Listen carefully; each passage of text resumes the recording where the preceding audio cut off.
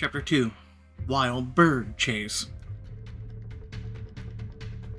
After your engagement ring is stolen, you and Tristan sprint through Central Park. You catch sight of Bird just up ahead. There he is. Bird, get back here! Like hell I will. You'll have to catch me first! Bird, you can't hide from me.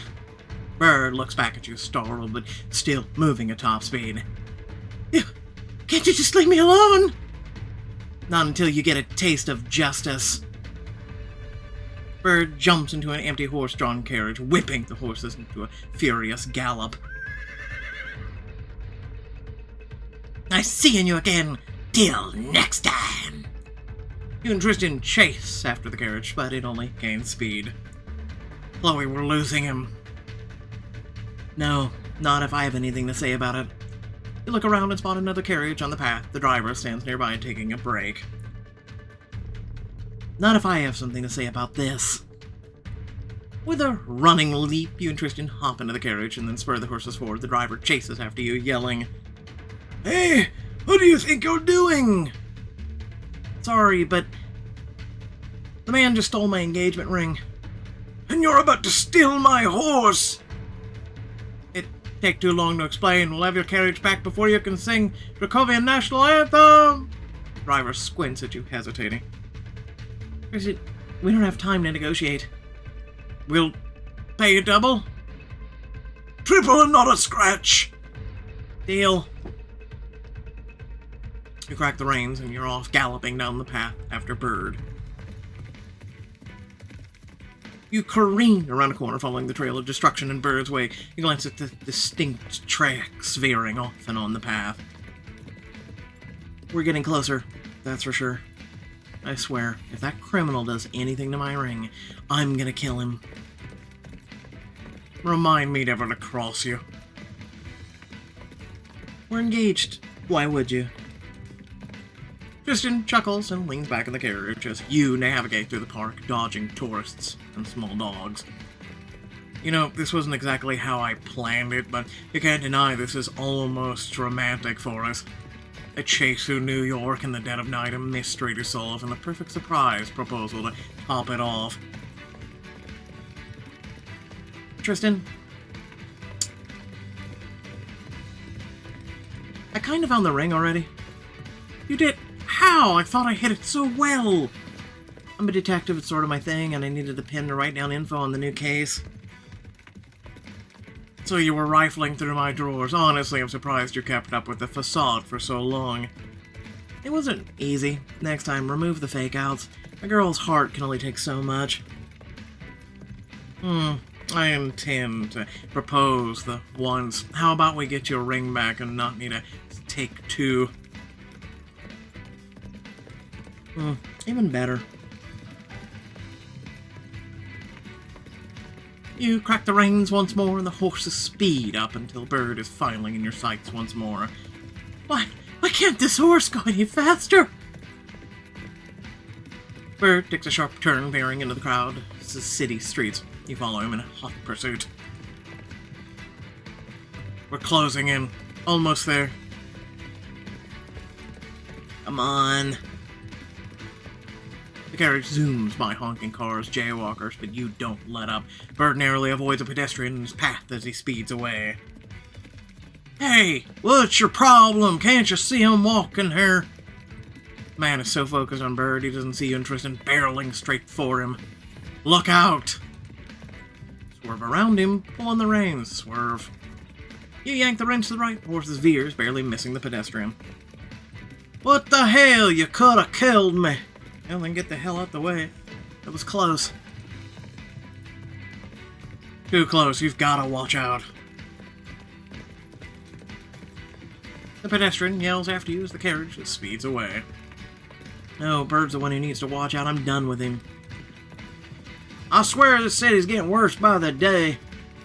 Just ahead, the city lights glint off your rings in Bird's hand. He glances behind, panic in his eyes when he spots you. Why won't you just give up? Bird's carriage turns down a shady alleyway. He bolts from his seat and races inside the closest store. Of all the places, this is that pawn shop we went to when we were tracking down Ricochet. Huh, I guess even Bird wanted to get in on our walk down memory lane tonight. If he pawns my ring, I swear to God. You grumble at the thought and bolt inside with Tristan. The shop is just as you remember. Small, cramped, mischievous merchandise scattered about. The salesman looks up in shock. You! I remember you!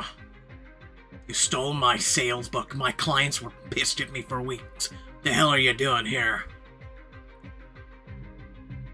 We're looking for an engagement ring.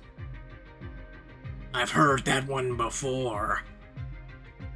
Actually, this time it's real. There should be a bird attached to the ring. The one who just ran through here. Wait, you're actually getting married this time? Yes, but we don't have time to chat. We need to catch Bird before he gets away. Which way did he go?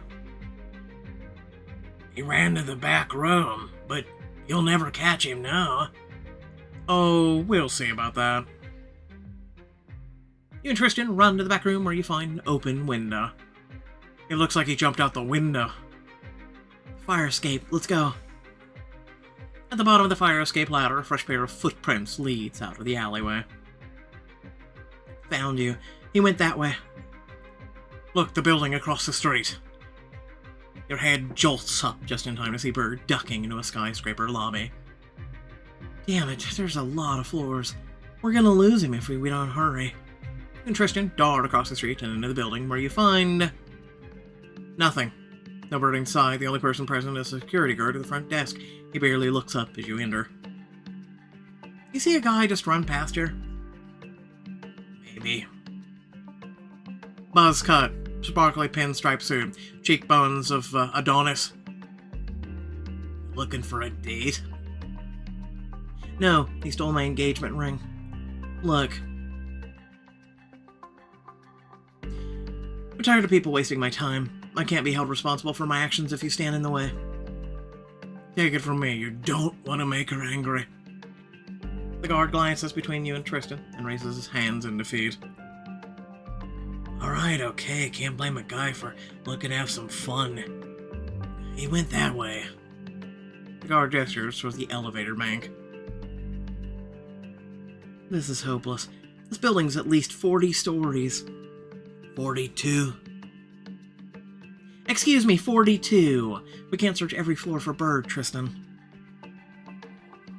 That doesn't sound like the great Detective Chloe Rose to me. Since when did you give up so easily? Something about Tristan's gaze warms you from head to toe, filling you with confidence. I love you. I love you too. Now, what do you say to finding our Bird before he flies away? You nod and then take a deep breath, surveying the lobby as you think through how to find Bird.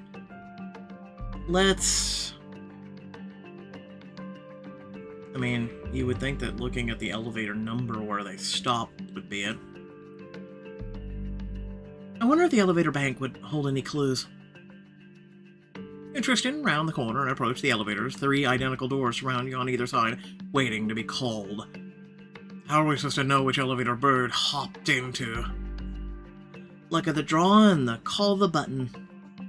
You and Tristan investigate each elevator door as it's called. You're starting to feel hopeless when the 4th one is called. Inside, you inspect the elevator closely for any sign of Bird. On the button panel, the 22nd floor button has a small bead of sweat on it. Bird must have left this behind after all the running. He's on the 22nd floor. First of all, gross. Second of all, told you we'd find him. Care to do the honors? Where does he think he's gonna go from the 22nd floor? I'm just asking. You smirk, then press the button, letting the elevator ascend rapidly. The elevator jolts open and the doors slide open. You and Tristan look at each other and then step out into a room so extravagant it almost makes you dizzy. This place is nice. What sort of rich, swanky hell did we walk into? Tristan points to a nearby banner that reads, Dracovian Charity Ball. I thought I recognized the smell of my people. Well, this has to be the right place, but where's Bird? Late for the party. I don't want to... And I don't mean the fashionable kind. The two of you slowly move through the room, searching for any sign of your pursuit. Let's inspect the furniture. Listen for Bird. You raise a finger to your lips. Tristan nods in understanding as you listen for any signs out of place. Bird ran up here so fast he's bound to be out of breath. Close your eyes to focus and hear a car horn outside, a crying baby nearby, two cats fighting in an alleyway. You can hear that from the 22nd floor?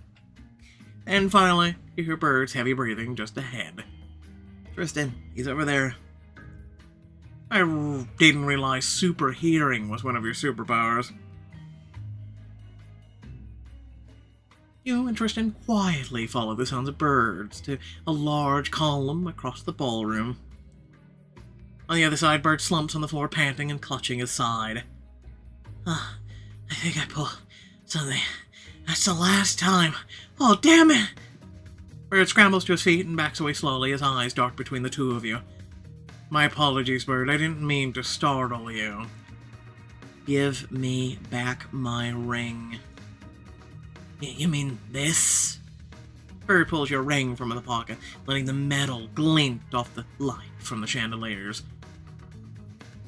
Bird, this isn't a game. If it was a game, we both know I'd be winning. Bird shrugs and tries to back away. You pause when you mirror his movements. You're right, Bird. This isn't a game. It's an adventure. An adventure?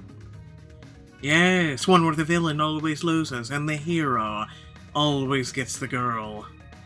Bird's eyes flash with fear before he suddenly stashes the ring in his pocket and sprints away. How did you let him get away again? You and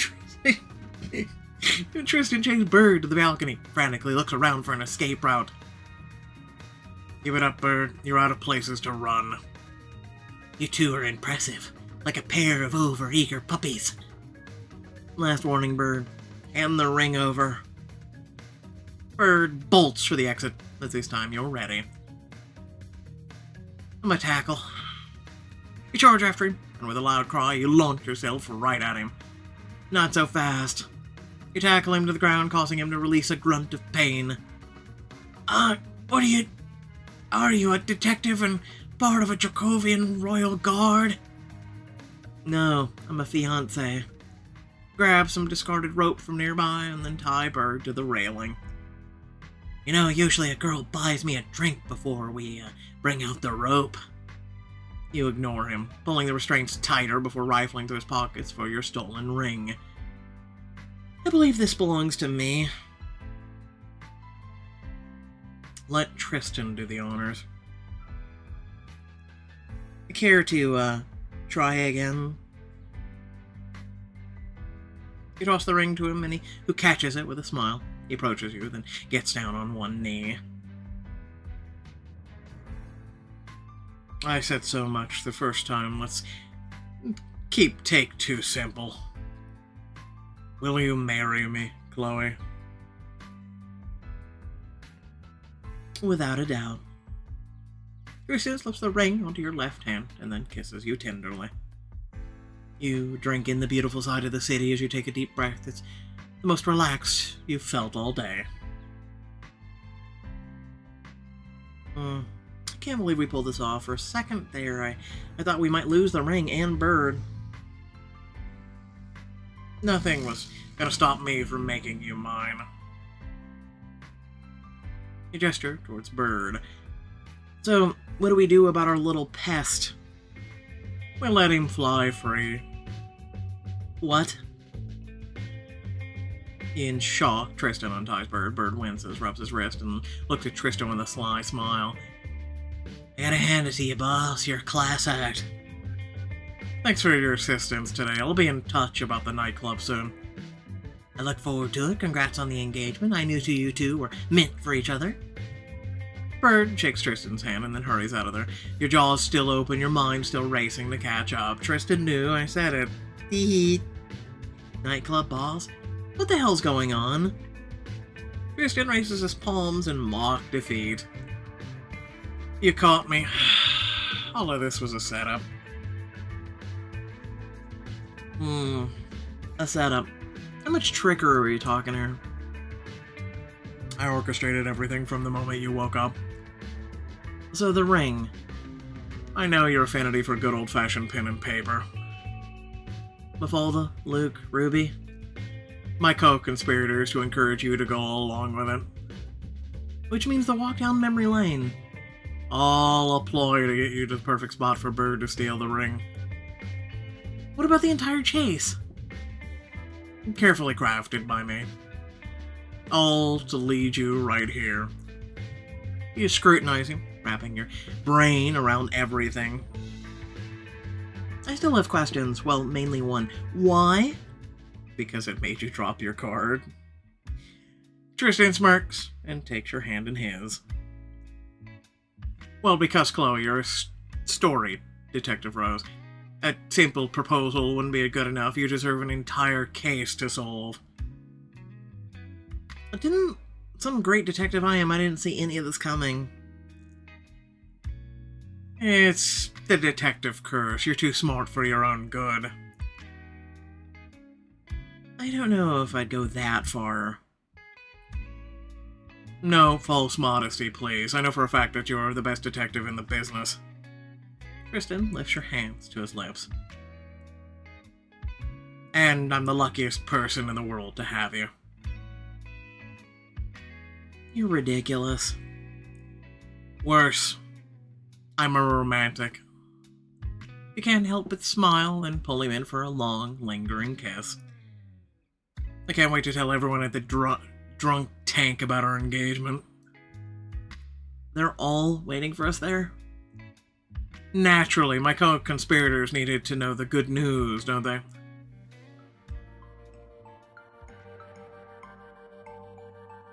A short drive later, you and Tristan arrive at the drunk tank. You take a deep breath, psyching yourself up. Tristan squeezes your hand.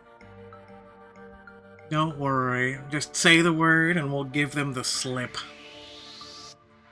I'm sure they'll understand if we need some time alone. You'd really turn everyone here away at the drop of a hat. I'm a man who knows what he wants. There's no obstacle I can overcome if it means I get to be with you. As soon as you enter the bar, your friends and family greet you with loud hoots and hollers. Oh, there's the happy couple. It's about time. Oh, it's finally happening. One less secret to ruin. Congrats, you two. I should show off the ring.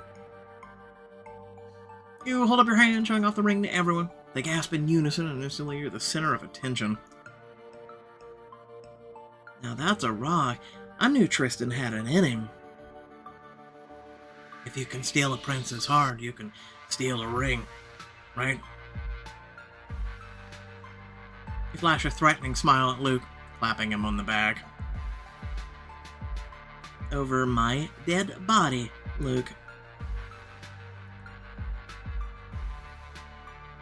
Meet Uncle Tommy's gaze from behind the bar. He sniffs and wipes away a tear. My little Chloe's all grown up. I think this calls for drinks. Next round on me. Pours the entire bar a round of drinks. Tristan finds you a glass in hand. Cheers, Chloe. My love. Bottoms up. To us. You clink your glasses, then take a sip. As you take in the bar, your friends, family have retreated to separate groups. Who'd you like to celebrate with first? Uncle Tommy. You and Tristan settle in at the bar. Uncle Tommy tops off your drink, a wistful look in his eyes. Jimmy would be so damn over the moon if he were here. I'm sure the old man's looking down on us and smiling as we speak. I was wondering, since he can't be here for the big day, Tommy, would you walk me down the aisle instead? I know. It's what Dad would have wanted. And it's what I want too. You mean the world to me, Uncle Tommy. He stifles a tear and his voice cracking slightly. I'd be honored, kid. Maybe you can do the same for me in time. I'd be thrilled. Where is Sophia, anyway? Oh, she couldn't make it tonight. Some sort of PTA meeting, but she sends her best wishes. He clinks her glasses together with a grin. To the lovebirds. Margaret. You find Margaret at a high-top table with a glass of champagne in hand. She hugs you tightly. Welcome to the family, Chloe. Well, almost. We've got a wedding planned first. Glad to see you're taking the role of sister-in-law so seriously. And as your new sister-in-law, you have my solemn vow that Tristan will not wear those cowboy boots to your wedding. But they're so fashionable. Margaret glares at Tristan and meets her challenge. You watch as their eyes fight with like daggers until Tristan finally cedes. Fine, you win this round, but only because I don't want you to burn them.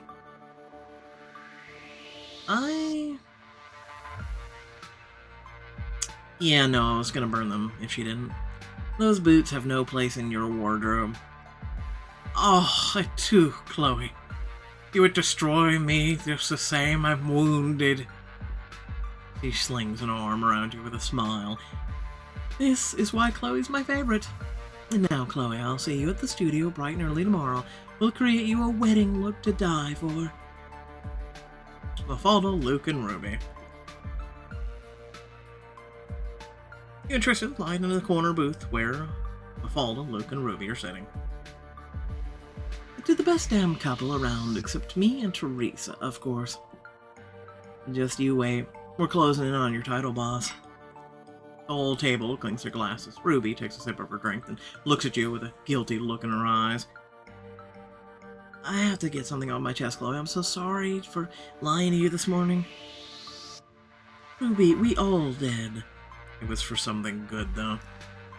That doesn't make it any better. Ruby, you did what you had to. You were helping Tristan's plan go without a hitch. But still, I feel bad. Come on, Chloe's a detective. She's used to secrets. So, you two will tie the knot next. Luke almost spits out his drink as Tristan's suggestion. Good one. Ruby would have to say yes first. Look, we might not have been dating long, but I might already have my dream dress and engagement ring picked out. I've shown Margaret some designs, and you might want to get out of here before she starts her hour-long spiel again. Good tip. As the night winds down, you and Tristan finally say your goodbyes and retreat to his apartment. You lounge on the couch as Tristan fetches a bottle of champagne coated in a fine layer of dust. I do hope this vintage is to your liking. Champagne. It's the expensive kind. Okay. That doesn't make it good, I'm just saying. I guess it's alright. A little dusty. I know. I'm sorry I didn't have the Dracovian's finest on hand. Such a disappointment. What am I gonna do with you? I can think of a few things. He smirks and pops the cork, his hand deftly catching the explosive fizz he feels two champagne floats and hands one to you. On a more serious note, here's to you, Chloe Rose.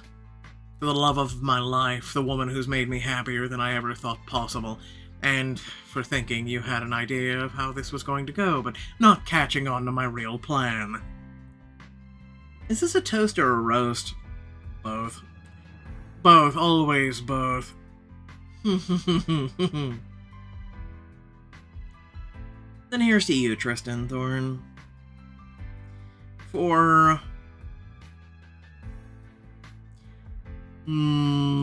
showing me how to be vulnerable. You showed me how to love and be loved, how to trust someone with my heart. You've given me so much. I hope I can give you even half as much. Tristan clinks a champagne flute against yours, and you take a long sip. You set the champagne glass down and look at the ring on your left hand. So, all things said and done, are you sure about this? 100%. You don't think your family will object? Let them, I don't care. You are my family now, Chloe. Besides, if they have any opinions, I'll remind the Crown that they still owe you a payment for solving a couple of Dracovian murders. Tristan's expression grows serious. He lifts your chin so that your gaze meets his. Chloe, I've never felt this way about anyone. You're it for me. When you find something good, you latch on and never let go. You take a moment to drink in his words, letting them wash over you. Then you close the distance between you, capturing his lips with your own. You always know the right thing to say. He smiles against your mouth, and then he kisses you again. His lips hunger for yours, kisses grow hotter and heavier. The taste of champagne lingers on his lips as you get lost in his heady kisses. Tristan. He nips at your exposed neck before growling in your ear. Shall we take this to the bedroom? Celebrate a bit more fully.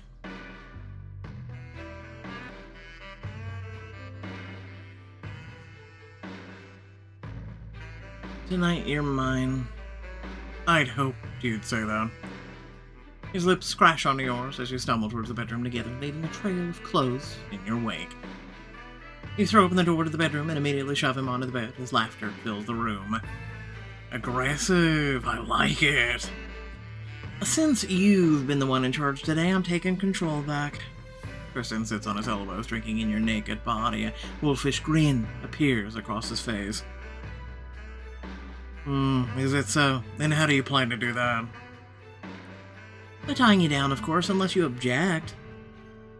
Not at all. Do your worst.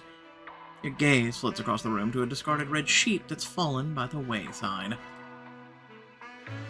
You pin Tristan's hands above his head, and then use the sheet to bind him to the headboard. He flexes, testing your restraints. Not bad in a pinch, but I'd expect something a little more permanent. Perhaps then I should demonstrate how effective the sheet is. You lean in close, your breath hovering a breath away from his lips. I dare you to kiss me. Tristan strains against the sheet, reaching for you, but falls just short. Please. That's what I thought. A tantalizing finger ghosts over his body, just out of reach. Now, what to do with you? Tristan squirms as you debate. You can see the need for your touch flicker in his eyes. I should trace his body slowly. You slowly run a teasing finger down his arm, across his chest, tracing every individual muscle. You finally pause when you reach his hips. Tristan arches against you, desperate for contact. Don't stop, I need to feel you. You let your finger fall to the hollow of his throat before teasing his lips with your touch. What was that? I didn't quite hear you. Tristan strains to taste you, but you keep pulling away at the last second. Please, I'm begging you. You flash a wicked grin and straddle his waist. Tristan's eyes widen in delight and surprise. I'm glad you're finally playing by my rules. Because I'm gonna reward your good behavior. I hope you can deliver on that claim. Oh, I promise. You grind your hips against his, but instead of a scream, you earn a curse beneath his breath. Damn you, Chloe. He strains against the sheet, pinning him to the headboard, and his eyes turn stormy with desire, with need for you. You continue to tease him, earning your heightened moans in return. God. Like I said, promises, promises. But just when you think he can't take any more, Tristan breaks free of your restraints. He throws the sheet aside and flips you on your back in one smooth move. Enough teasing, my turn. Hovering above you, his eyes are filled with a mixture of mischief and something more. He leans in close, his breath tickling your ear. I dare you not to make a sound. Or else what? His wolfish grin disappears between your legs in answer. You feel his lips against your inner thigh and your back arches off the bed. I told you to be quiet. You bite back into the moan as his lips find purchase between your legs. Ruh-roh. There we go, just like that. You did the bound chicka-wow-wow. You celebrated your engagement fully with Tristan. Stars burst behind your eyes, and it's not long before Tristan follows you over the edge. You hold him close as your heart beats slow, and you both float down from the high. Breathless as spans wrapped safely in each other's arms, sleep soon overtakes you. The next morning you wake, once again tangled in Tristan's arms. It's the same sight you've witnessed countless times, except for one new detail. I can't believe he's my fiancé. You drop a tender kiss against his lips, his eyes crack open as a smile breaks across his face. Morning. I love it when you're the first thing I see. Good, now get up. We have a wedding to plan. Yay! Something tells me that this will be a short and sweet kind of like book. Unless something does happen around the wedding, we'll see. But something tells me it's going to be like, was it Rules of Engagement or whatnot, which had the wedding thing. But we'll see. Without further ado, thank you all for watching. Please remember to like, share, and subscribe. Head down in the description, plenty of things to check out, ways to support, and whatnot. It'd be greatly appreciated if you did. Yeah, there's also the join and thanks feature that's on the channel as well. Other than that, let me know what you thought in the comments section below. Otherwise, I've been enjoying it. It's always been a kind of like a book that I have actually enjoyed out of the other books that Choices is doing. Aside from that, catch you all later. Peace out.